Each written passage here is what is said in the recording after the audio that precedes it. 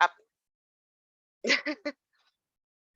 um, whereas like a upper management or from the vice president or principal or upper management level might have ideas on what should be happening within your consortia, but you as practitioners or people in the field who are dealing with these daily and looking at the data, talking to students, where you know that that might quite not fit into what the needs for your community are. Have you ever had to address something like that as a result of things that were in your annual or 3-year plans?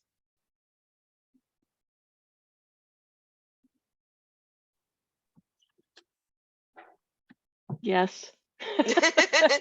Well, and And I I think turned it on the recording late, so it wasn't because of the question. Sorry about that, everyone. It's that's like right okay. as you ask the question, then it's the recording is on. And then I think I spooked people, but I didn't mean to. It was just, oh no, I forgot to turn it on. It happens. Sorry. I should have reminded you. I'm sorry. Well, no, we were busy trying to figure everything out. Um, so Joe had said, not yet. Um, we when we create our annual and 3-year plans, it needs to be board approved by your local board or whatever board you have for your consortia. So at that point, people should be agreeing on what needs to happen. But sometimes when we get into the weeds of it and we're really looking at, like Joe's just getting down and looking at some of the stuff that's in the plan, and she's like, kind of wish we could change this a little bit. Um, when you get into the weeds of it, sometimes you realize, oh shoot, that idea is not going to work, or the way it's laid out, it's not going to work, but maybe I can tweak it to make it work, or I don't think this is best for our community based on the data that we've gotten after we created our plan, things like that, where there may be a mishmash of reasons why.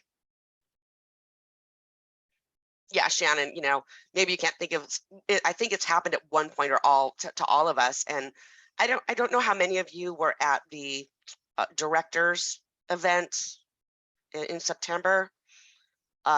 So there were several sessions about data and planning and of the 3-year and annual plan, which, creating your SMART goals, things that we all should all be doing when we're creating our plans. However, those plans were already certified and done. So back to Joe's original question, okay, what if I see something that's like, what can I do about that? So yeah, you're kind of in a pickle. And I think that one of the interesting things to start doing is looking at, as you go forward within your plans right now and trying to implement the things that you want to do for your community and for your consortia. When things aren't working, or if it's not going to work for you, that's fine. Just have data to back that up. We investigated this, we looked through this. It's just not viable for our consortia at this time. Maybe you want to revisit it later. So sometimes language can be a little vague in the annual or 3-year plans.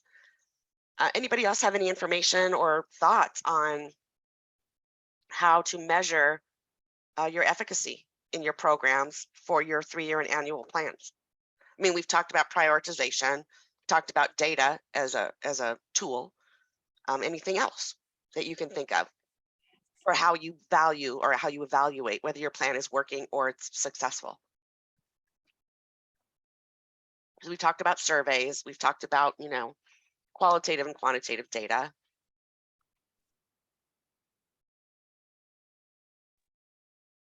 The chat from Shannon, I believe. Oh, She's sorry. developed a process to have myself and our data person in class development meetings, as they were times that classes didn't align well with Kate.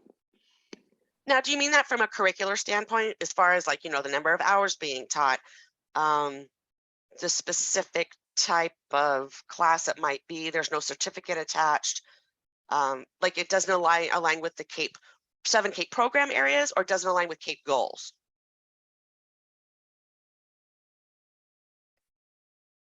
Okay. That happens. You have people, it depends on how your organization or your institution is organized. Some people have faculty who are creating curriculum. Some people have a combination of work groups with faculty creating, curriculum. And you get to the point where it's like, all right, but now we have this fantastic class, but it doesn't meet our CAPE goals, and it's not one of the CAPE programs. So, not that it's not a useful class, it's just may not be useful for CAPE. Do any of you have short-term, like 8 to 12 hour certificate or career skills, like soft skills types of classes that you offer to your community?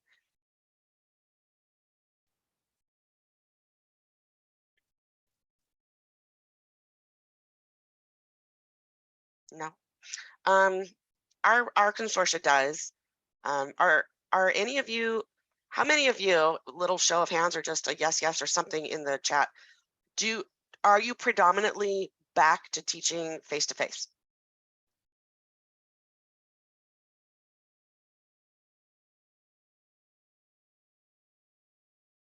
Hybrid, okay. Our adult schools are primarily back face to face, and our colleges are offering more online. I ran them. Yeah. That's kind of the experience, Anne, that I'm having within our own consortia. I mean, let's be honest, many colleges, not all of them, but many of the community colleges were in a much better place to switch to online learning. Oh, yeah. I mean, I've been teaching online. I'm a faculty member as well. I've been teaching online for 20 years, you know, in various modes. So when it came for the adult schools, they may not have had the infrastructure, the technology, faculty who knew how to teach online. You know, it was very, very disruptive to learning for a lot of adult school students. That was tough. Did anybody take into account changes in education with online hybrid flex models within their 3-year plan to offer more hybrid type of elements or more online courses?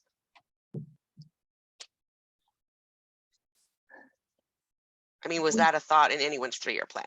We didn't say that specifically, but there were many members who wanted to investigate which was the better option coming out of 100% virtual. They were testing the waters to see which classes run better online. How are students doing in these new online classes? What would change if it was offered face to face? So I think to answer your question, we're exploring which one, this year has been kind of a test to see how it all shakes out.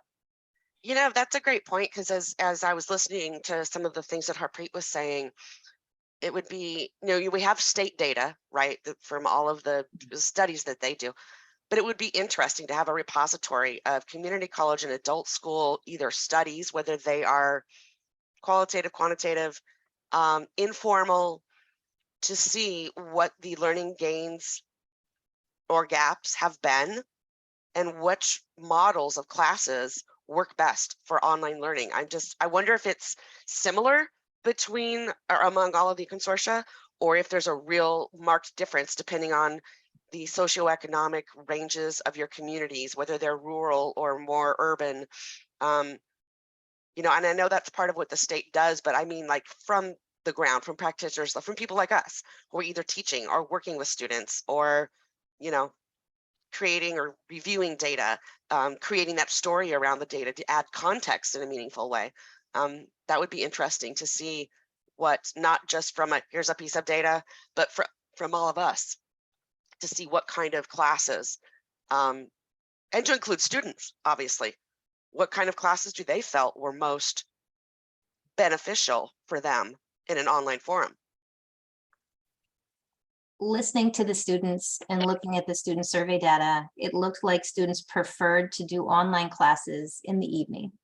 And then they were ambivalent or were fine with doing face-to-face during the day. But in the evening time, based on location specifically, some places are just not maybe as safe as they should be at night.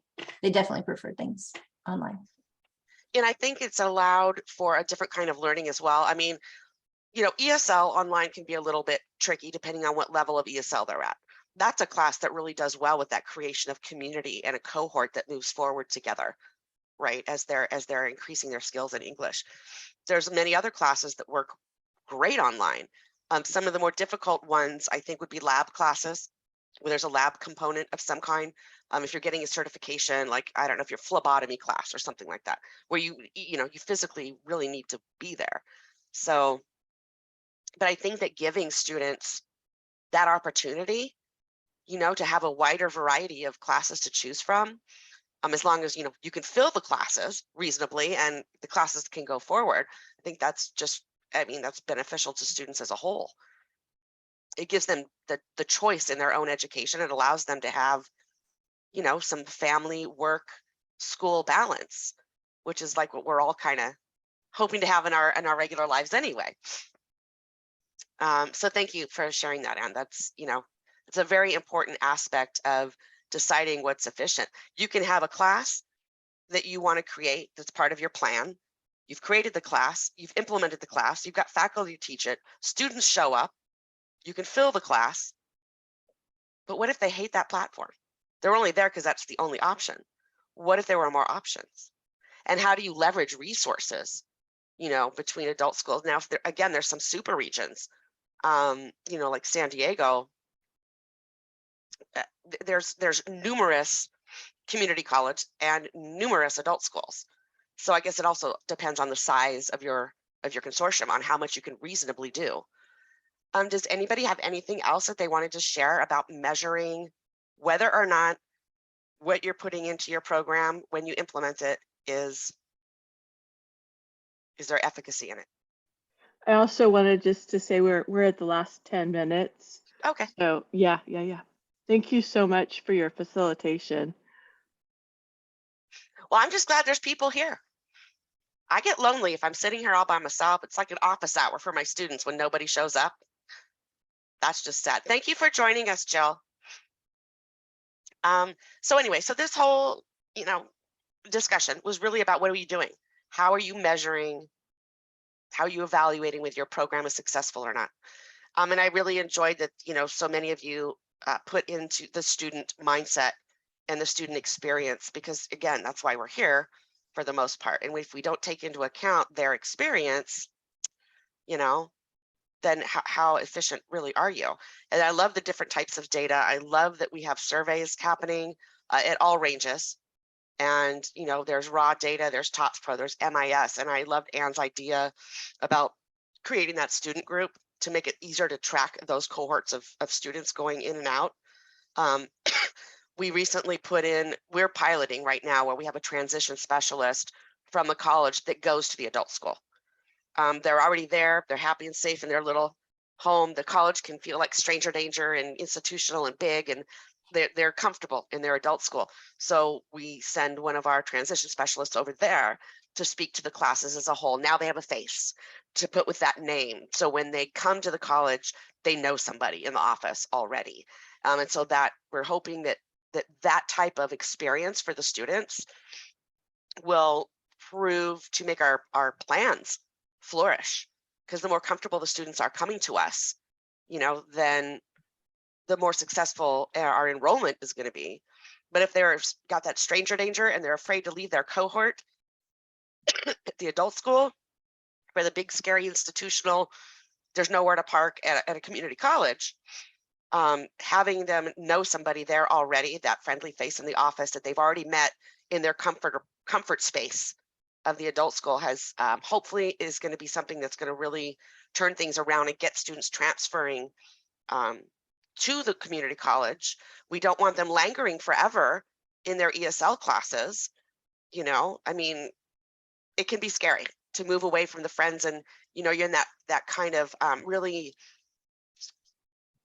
modest point where you're like, I don't know any of these people, I don't know the language, and you start developing relationships and learning about the other people, and you know, building friendships. And then one of you is going to go to the community college, and the rest of them are like, I don't want to go there. You know, to have a cohort go, and that's kind of what we're working on now in our consortia. So I'm really curious to see how the data.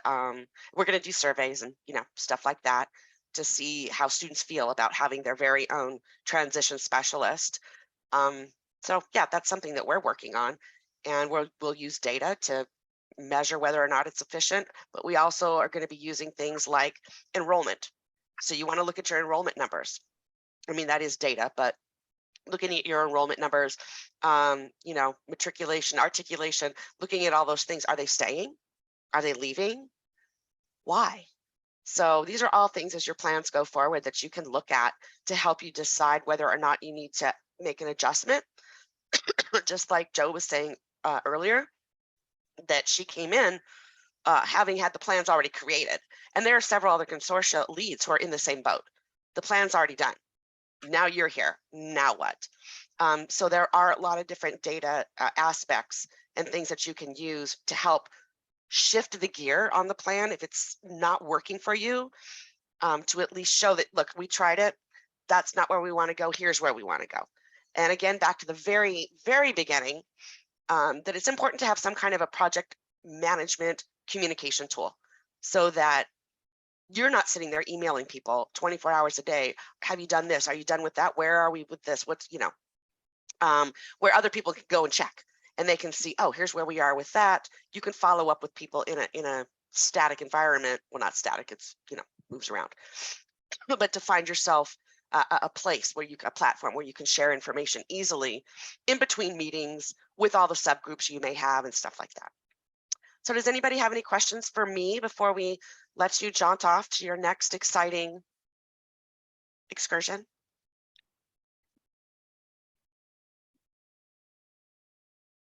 Well, I appreciate you all being here. And if any of you are newer or have questions, please feel free to contact me anytime. I'm around.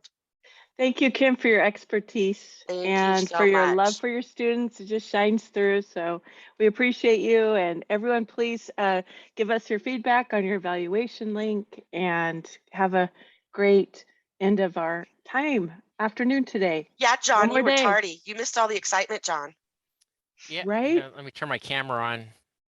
We're going to kick you out of the club. You missed all the excitement. Sorry about that. Yeah, I wanted to get in and it Thanks, went well everyone. though, right? Yeah. I mean, it was just a discussion about how are we evaluating our program efficacy and what kind of tools we might be using to do that. And, how do we prioritize what we're going to do and how do we decide if it's working or not and things like that. That's kind of, some of the stuff that we're ongoing looking at. We struggle with transition data and making any real substantive conclusions, not because we don't care about it, but just it's not real solid data for us, as far as how we get it or where we get it from. And so it's hard. That's a hard one. And that's one of the things that I've struggled with as well. And Anne, who was here a minute ago, excuse my cough again,